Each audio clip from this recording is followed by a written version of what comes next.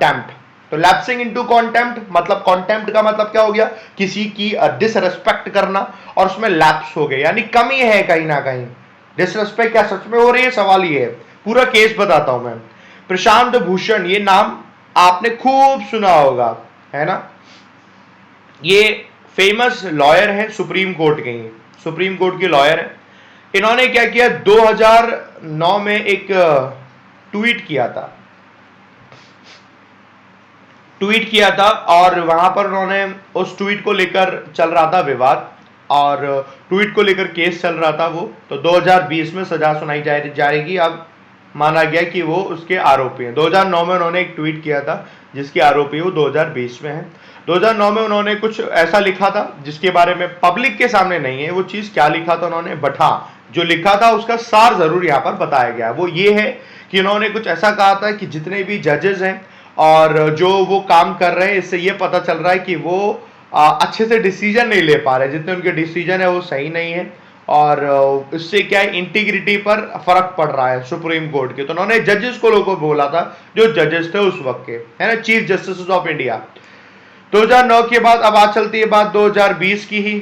हाल ही में कुछ टाइम पहले एसके बोबडे, जो फिलहाल अभी सीजीआई हैं, chief justice of India S K Bobde, उनकी एक फोटो वायरल हुई थी, और फोटो में वो एक बाइक पर किसी के साथ पीछे बैठे हुए थे, है ना, और मास्क नहीं लगाया हुआ था, ऐसा करके था। और उन्होंने बोला था कि लॉकडाउन में सब लोग घर पर है और आप बाहर बैठे हुए हो, मतलब इस तरीके से उन्होंने उनको भी क्रिटिसाइज किया था। तो दोनों चीजों को दिमाग में रखा गया और फाइनली सुप्रीम कोर्ट को लगा कि यार इनकी जो ट्वीट है वो अच्छी नहीं है, और इनकी ट्वीट से सुप्रीम कोर्ट की अखंडता पर प्रभाव पड़ रहा है, तो इनको सजा सुना दी जानी चाहिए, और ये इसके आरोपी होते हैं। तो उनको आरोपी साबित कर दिया गया। आरोपी अब उनको साबित हो चुके हैं। 20 तारीख को इनको सजा सुनाई जाएगी। क्या सजा सुनाई जाएगी वो हम देखेंगे। मुझे हंसी क्यों आ रही है मैं आपको बताता हूं। सुप्रीम कोर्ट जो डिसीजन लेगी तो उस डिसीजन पे हम सबको बिल्कुल अटक रहना पड़ेगा, और मतलब सम्मान करना चाहिए, बिल्कुल सम्मान करना चाहिए। यार हम कंट्री में बात करते हैं, इतने सारी चीजें होती है कंट्री में, नहीं बहुत सारी चीजें होती है, बहुत सारी। उन सारी चीजों में दो बातें बोली गई। देखो यार, एक तो ये बोला गया कि अगर ऐसा कोई सीनियर लॉयर कहेगा तो लोगों का विश्वास सुप्रीम कोर्ट से हट जाएगा, इसलिए सुप्रीम कोर्ट ने सजा सुना दी गई। ठीक है, क्या सच में वो इस लेवल का अपराध है? पहली बात तो ये, क्या इंडिया में ऐसा होता है, क्या विदेशों में, क्या यूएस में भी ऐसा होता है कि कोई लॉयर ने अगर किसी सीजीआई के खिलाफ कुछ बोला तो उसको अवमानना माना जाएगा, सुप्रीम कोर्ट के खिलाफ कुछ बोला तो अवमानना माना जाएगा, तो फिर अब उसे सजा सुना दी जाएगी? इसका मतलब तो ये हो गया कोई बोलेगा नहीं। कल को अगर आपको कुछ लगता है और आप कुछ बड़े ओहदे पर आते हैं और आपने कुछ किसी के लिए गलत बोला, गलत का मतलब आपने बुरा नहीं बोला, आपने उसको गंदे शब्द नहीं इस्तेमाल किया, आपको लगता है कोई चीज खराब है तो आपने बोला, तो आपको सजा सुना दी जाएगी। सवाल एक जिसका जवाब नहीं है। अगर यूएस की बात बताता हूं, यूएस में ऐसा होता है कि अगर आप हैं, आप लॉयर हैं, आपको लगता है जो सीजीआई है, चीफ जस्टिस ऑफ इंडिया, ये इसने कुछ गलत किया, तो आपने बोला कि भैया इन्होंने कुछ गलत किया है, तो लॉ अधिकार देता है, हमारे देश में भी लॉ अधिकार देता है कि आपको जो लगता है आपने एक्सप्रेस किया। अब वो सीजीआई की जिम्मेदारी बनती है, बाकी दो लोग, बाकी जो भी अथॉरिटी, उनकी जिम्मेदारी बनती है कि उनको वो गलत प्रूफ करें कि भैया ये आपका मानना है, ऐसा नहीं है। अब तो नहीं यार ये गलत बोल दिया, अच्छा पाड़ो मारो, ऐसा तो नहीं कर सकते ना। बट वो फिलहाल यहाँ पर ये हुआ है। इसी को लेकर राइटर ने इस चीज को क्रिटिसाइज किया कि यार ये सही नहीं हुआ, इनके अकॉर्डिंग, राइटर के अकॉर्डिंग। ये राइटर के व्यूज है जो कि यहाँ पर है। What is your point of view, ये आप मेरे को बताना। अभी हम डिटेल डिस्कशन इसका करने वाले हैं।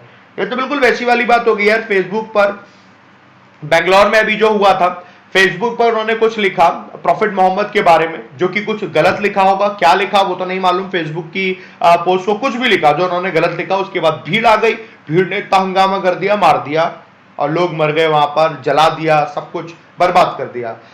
समझ नहीं आता लोगों की थिंकिंग कहां चली गई है, मतलब बर्बाद हो चले सब पूरी तरीके से। मतलब लड़ने के लिए रेडी है हमेशा, मतलब लड़ने के लिए रेडी है, बंदूक लेके, दादा कोई आ तो जाए, ट्रिगर दबाना बस, ऐसा करके लगता तोप को लेकर खड़े हुए हैं, कोई कह देगा गोला बारूद शुरू हो जाएगा, है ना।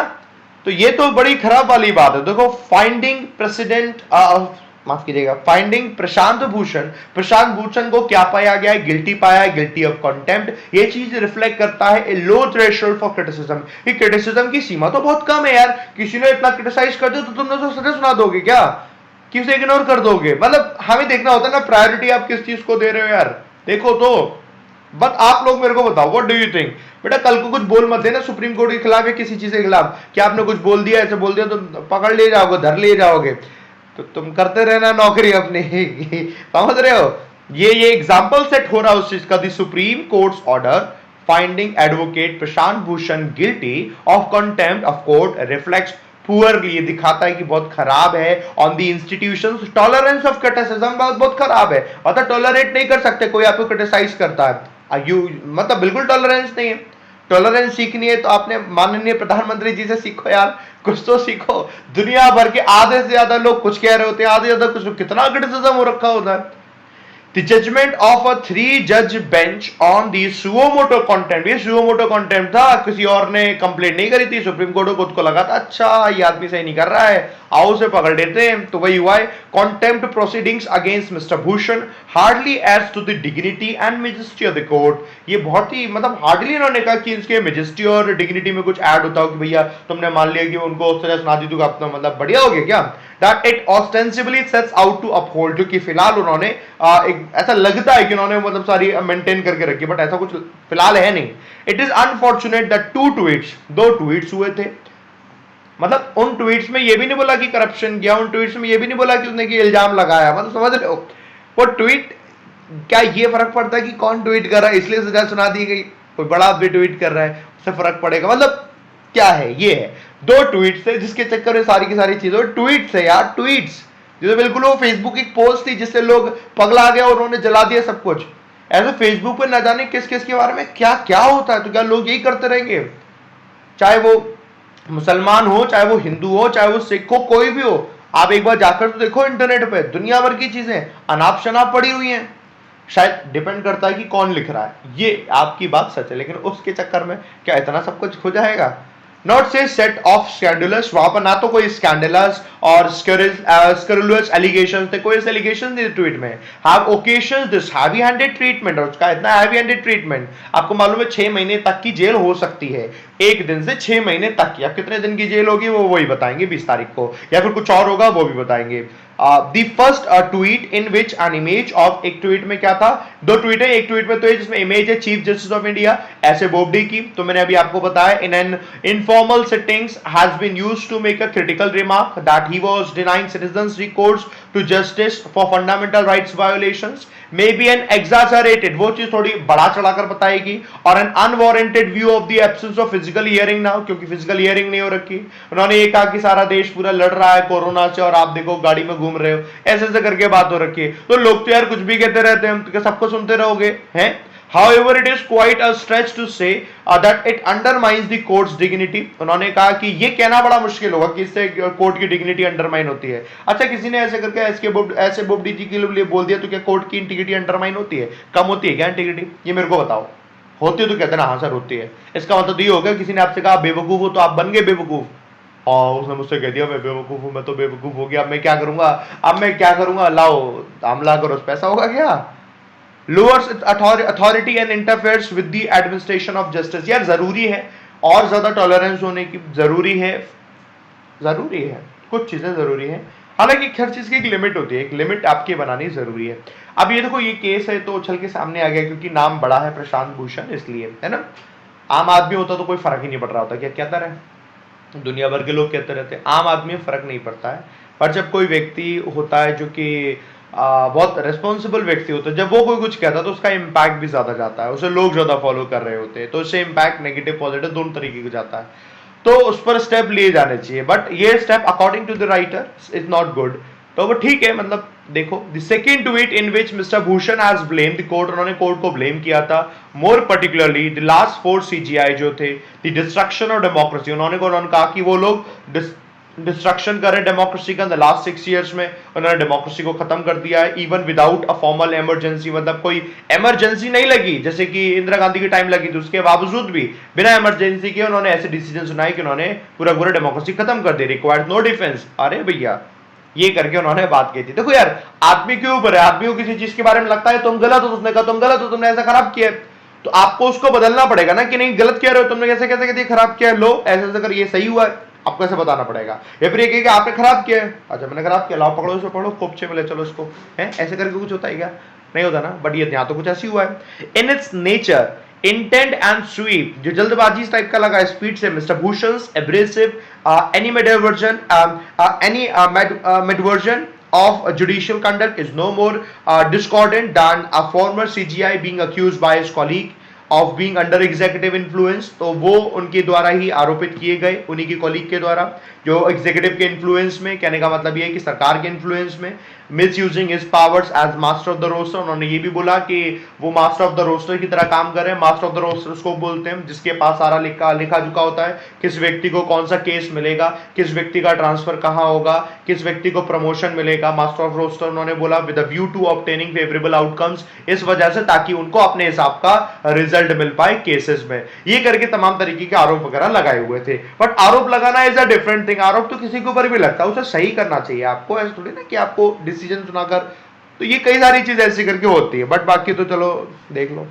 हाँ हाँ यार चल रहा है, अब चल रहा है। There is some inadvertent irony, कुछ आयरनी है। आयरनी का मतलब समझते हो, विडंबना वाली बात है। In the court's claim that allowing Mister Bhushan remark to go unpunished, अगर उन्होंने अनपनिश रख दिया, उनको पनिशमेंट नहीं दी, would lower the country's image in the comity of nations. Oh my God, मतलब क्या होगा कि अगर उन्होंने प्रशांत भूषण को सजा नहीं दी तो इससे कंट्री की इमेज क्या होगी, कम हो जाएगी, घट जाएगी। ऐसा है क्या? आप बताना कितनी घट रही है। The highest court built it's stalwart fame on stellar judgments and record of fearless independence। क्यों घट जाएगी? जो सुप्रीम कोर्ट है, सुप्रीम कोर्ट कैसे बनी है? बड़े बड़े जजमेंट लिए दिए हैं, इस चक्कर में बनी है। बड़े बड़े जजमेंट सही तरीके से, फियरलेस, बिना डरे सही जजमेंट दिए, इस वजह से बनी। तो कैसे किसी के कहने पे हो जाएगी? सवाल इनका ये है, आपने अगर बढ़िया काम किया, अच्छा काम किया, तो कैसे किसी के कहने पे आप खराब हो जाओगे? हो जाओगे क्या? नहीं हो जाओगे ना। Final words, if at all it fails in the estimation of the world now, अगर इसमें फेल होता है इस तरीके की वर्ल्ड में, it may only be because of a growing perception of judicial evasion. वो सिर्फ इसी वजह से क्योंकि जुडिशियल इवेजन का परसेप्शन बढ़ रहा है। जुडिशियल इवेजन मतलब क्या हो गया कि जो समय से जुडिशरी डिसीजन आना, सेल्फ इम्पोज रेटिसेंस, खुद ही इम्पोज कर दिया कि शांत रहना, ना ज्यादा बोलना, क्वाइट एक्विजेंस, आपने बिना प्रोटेस्ट करे, बिना किसी को, मतलब आपका मन नहीं कोई काम करने का, फिर भी आपने उसे एक्सेप्ट कर लिया in the face of executive power, कि कोई यहाँ पर एग्जीक्यूटिव पावर थी, जो सरकार थी, उस सरकार के अंडर में। ये ऐसी कई सारी चीजें बताता। तो कहने का मतलब है पूरा तरीके से राइटर इस आर्टिकल में क्रिटिसाइज ही कर रहा है इस डिसीजन को, क्रिटिकल टोन में पूरा बोल रहा है। तो टोन इसकी क्रिटिकल है, ये तो आपको समझ में आ गई, ठीक है। पूरे तरीके से इन्होंने इसे क्रिटिसाइज कर दिया, ये भी आपको अच्छे से समझ में आ गया। So this is the article number 1। हम आर्टिकल नंबर 2 की तरफ बढ़ेंगे। पहला आर्टिकल है, क्या सबको समझ में आया है? तो मुझे बोलेंगे जी एब्सोल्यूट